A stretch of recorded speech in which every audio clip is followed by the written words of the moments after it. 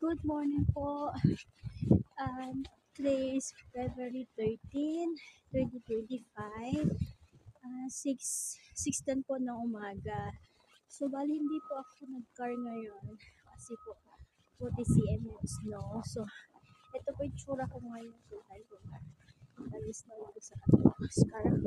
So, mapakita ko yung Ottawa, Ontario, Canada. So, ang pangit po ngayon ng weather.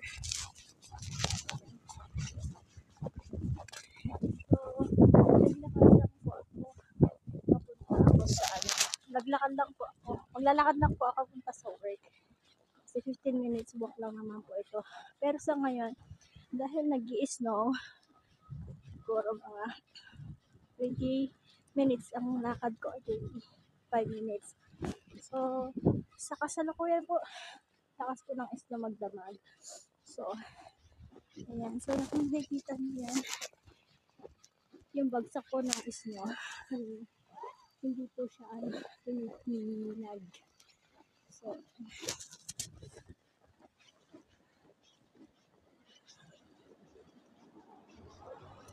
bali yung work ko po ay malapit lang.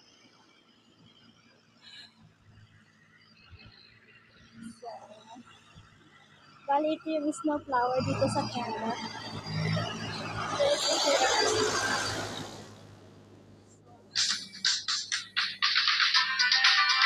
Bali, papalit ko.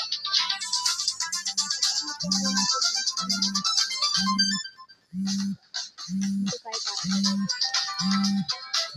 Ako dito.